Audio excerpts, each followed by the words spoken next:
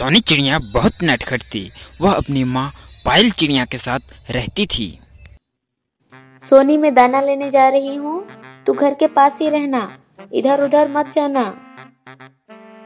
अच्छा माँ, मैं यहीं पास में खेल रही हूँ। अगले दिन पायल चिड़िया घर पर ही बैठी थी, तभी उसका पड़ोसी कुटकुट कबूतर आया। पायल बहन, तुम्हारी सोनी ने तो नाक में दम कर रखा है। क्या हुआ कुटकुट भाई? मैंने कई दिनों से दाना इकट्ठा करके एक बोरी में रखा था, ताकि बरसात में दाने के लिए ना भटकना पड़े। कल इसने मेरे जाने के बाद उस बोरी में चोंच से सुराख कर दिया, जिससे सारा दाना नीचे गिरता रहा और जंगल के सारे पक्षी मेरा दाना खा गए। नहीं, मेरी सोनी ऐसा नहीं कर सकती। आप रुको, मैं उसे बुलाती हूँ। सोनी, ओ सोनी, इधर आ। हाँ बोलो माँ, क्या काम है? ये कुरकुट भाई क्या कह रहे हैं? तूने इनका दाना जंगल में बांट दिया। माँ, मैंने कुछ नहीं किया, ये झूठ बोल रहे हैं। एक तो चोरी और ऊपर से सीना जोरी। मेरे पास 10 चिड़िया है गवाही देने को। मैं इस मामले को जंगल की पंचायत में ले जाऊंगा, तब तुम दोनों को पता चलेगा। अरे कुरकुट भाई, इतनी सी बात है, क्यों बढ़ा रहे हो? ये लो, अब मेरा दाना ले जाओ।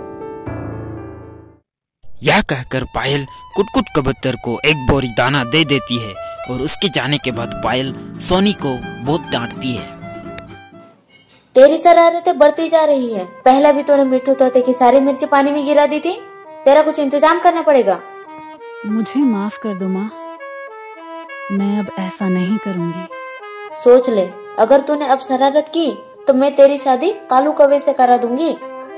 यह सुनकर सोनी चिड़िया डर जाती है।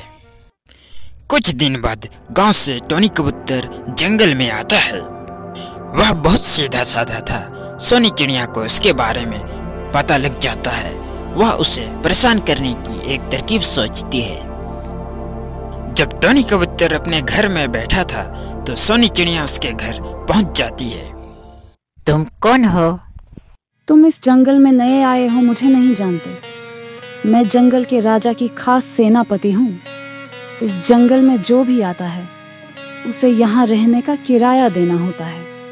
कल से जितना भी दाना लाओ उसका आधा राजमहल में जमा करा देना। लेकिन मैंने तो इसके बारे में सुना नहीं। जो जंगल का कानून नहीं मानते उन्हें जंगल की जेल में डाल देते हैं। अब बताओ, कर चुकाना है या जेल जाना है? ठीक है, कल मैं जाकर आधा दाना राजमहल में जमा कर दूंगा। नहीं, कल से हम खुद आकर ले जाएंगे।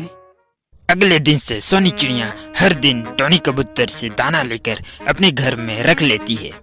इस तरह कुछ दिन बीत गए। एक दिन टोनी कबूतर अपना घर छोड़कर जाने की तैयारी कर रहा था। तभी कुटकुट कबूतर उसके पास आकर जाने की वजह पूछता है। टोनी कबूतर उसे सारी बात बता देता है। उसके बाद दोनों पायल चिड़िया के घर पहुंच जाते हैं और सोनी चिड़िया की शिकायत करते हैं। हे भगवान, समझ नहीं आता इसका मैं क्या करूं। कुरकुट भाई, आप ही कोई रास्ता बताओ। पायल बहन, मेरी मानो तो उसकी शादी कर दो। शादी के बाद उसमें समझदारी आ जाएगी। ठीक है, मैं आज ही कालू कौवे से इसकी शादी पक्की करती हूँ। अरे बहन, वह तो एक नंबर का मक्कार है। इससे पहले भी 2 शादी कर चुका है और दोनों चिड़ियों को मार पीट कर घर से निकाल चुका है। हे भगवान, मुझे तो यह सब पता ही नहीं था। भाई, फिर आप ही कोई रिश्ता बताओ। रिश्ता तो तुम्हारे सामने खड़ा। यह टोनी कबूतर बहुत सीधा है। इसी से तुम्हारी सोनी की शादी करा दो, बहुत सुखी रहेगी।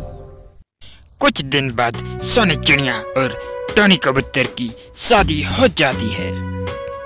शादी हो जाने के बाद सोनी चिड़िया टोनी से माफी मांगती है और वह शरारत करना बंद कर देती है।